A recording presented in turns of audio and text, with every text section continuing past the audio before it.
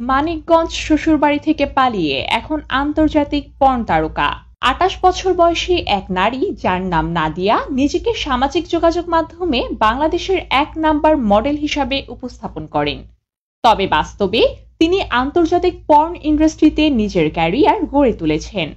বিশ্বের অন্যতম বৃহৎ অ্যাডাল্ট ওয়েবসাইটগুলোর একটিতে ২০২৫ সালের অক্টোবর মাসের ১৬ তারিখ পর্যন্ত তিনি বিশ্বব্যাপী পারফর্মারদের মধ্যে ৮ম স্থানে রয়েছেন। তার প্রথম ভিডিওটি আপলোড করেন ২০২৪ সালের ১৭ মে তারিখে।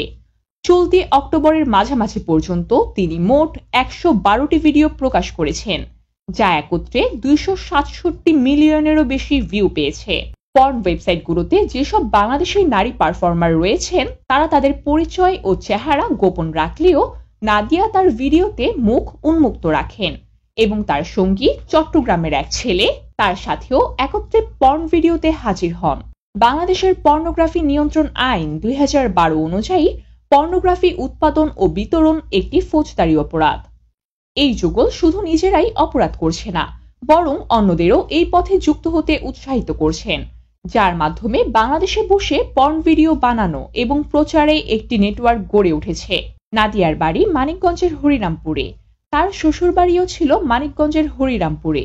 ৮ বছর হয় শ্বশুরবাড়ি থেকে পালিয়ে চলে গেছে নাদিয়া। তার বাবা মায়ের সঙ্গে কথা বললে তারা জানান নাদিয়াকে ত্যায্য করা হয়েছে, কারণ নাদিয়া তাদের কোনো কথাই শুনতেন না।